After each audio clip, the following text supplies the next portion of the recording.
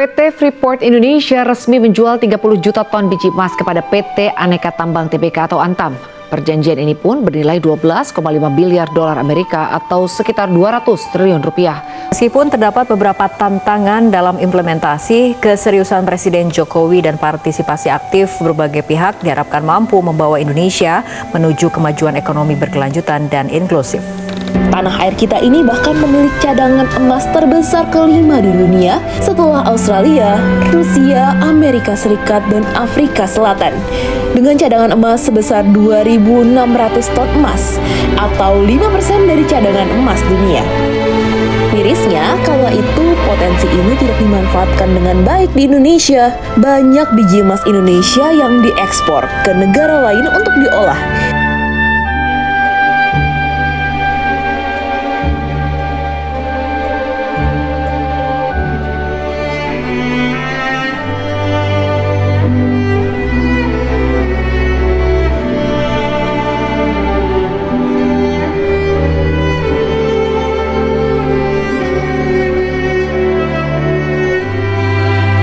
Emas mewakili unsur kimia pada tabel periodik dengan simbol Au atau dalam bahasa Latin adalah aurum dan nomor atom 79.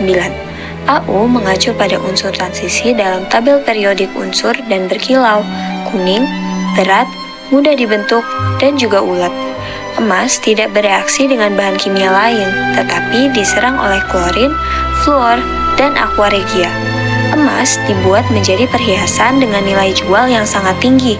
Semakin tinggi kandungan emasnya, maka akan semakin mahal pula harga perhiasannya.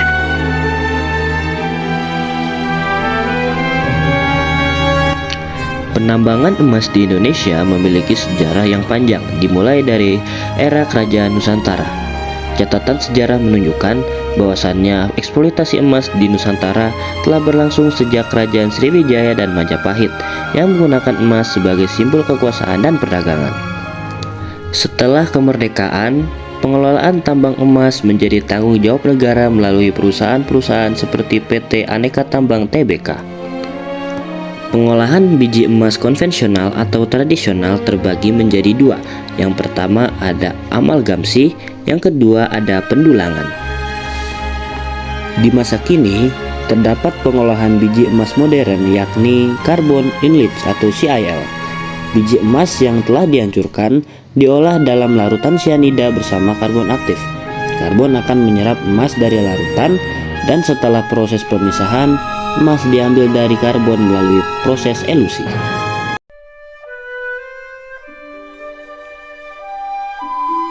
Proses pengolahan emas sangat bergantung pada karakteristik biji yang dihasilkan dari tambang, seperti jenis mineral, kadar emas, dan keberadaan mineral lain seperti tembaga atau perak. Salah satunya ada pada PT Antam yang mengoperasikan tambang emas di Pongkor, Jawa Barat menggunakan metode carbon inlet atau CIL untuk recovery emas. CIL ini dipilih di Pongkor karena proses ini memisahkan peledian dan absorpsi sehingga cocok untuk biji emas dengan kadar yang kompleks.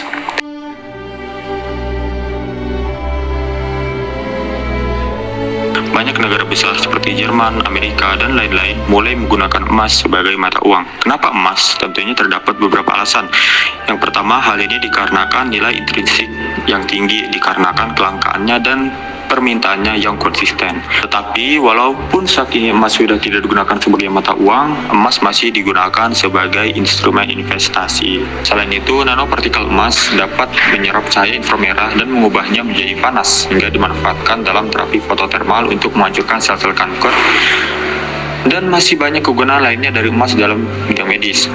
Lalu, emas juga digunakan sebagai katalis dalam berbagai reaksi kimia dikarenakan stabilitas kimia, aktivitas katalik yang tinggi, terutama dalam bentuk nanopartikel, dan selektivitasnya yang baik.